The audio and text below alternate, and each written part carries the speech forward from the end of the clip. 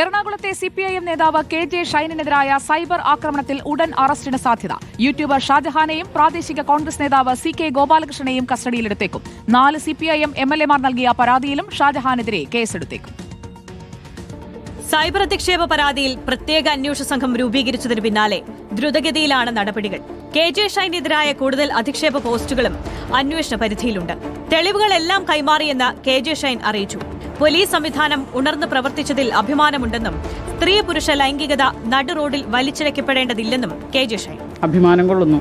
കേരളത്തിലെ സ്ത്രീകളെ ഓർത്ത് ഗവൺമെന്റ് സംവിധാനം, കേരളത്തിലെ പോലീസ് സംവിധാനം വലിയ തോതിൽ സപ്പോർട്ട് ചെയ്ത് കൂടെ നിന്നു. തനിക്കെതിരായ സൈബർ അധിക്ഷേപത്തിൽ Vypin MLA K N. Unnikrishnan Munambam DYSP ഓഫീസിലെത്തി മൊഴി നൽകി. നമ്മുടെ പ്രതിപക്ഷ നേതാവ് ശ്രീ വി.ഡി. സതീശൻ ഉൾപ്പെടെയുള്ള കോൺഗ്രസ് നേതാക്കന്മാർ, ജില്ലാ നേതൃത്വമോ സംസ്ഥാന നേതൃത്വമോ ഇതിനെ നിരുത്സാഹപ്പെടുത്തുകയോ തള്ളിപ്പറയുകയോ ചെയ്തിട്ടില്ല എന്നുള്ളത് അത് ഒരു സംശയം ജനിപ്പിക്കുന്ന ഒരു കാര്യമാണ്. എന്നാൽ അപവാദ പ്രചരണത്തിന് പിന്നിൽ സിപിഎമ്മിലെ വിഭാഗീയതയാണെന്ന നിലപാടിൽ ഉറച്ചു നിൽക്കുകയാണ് കോൺഗ്രസ്. അതിനിടെ പ്രതിപക്ഷ നേതാവ് വി.ഡി. സതീശനും കെ.ജെ. ഷൈനും ഒരേ വേദിയിലെത്തി.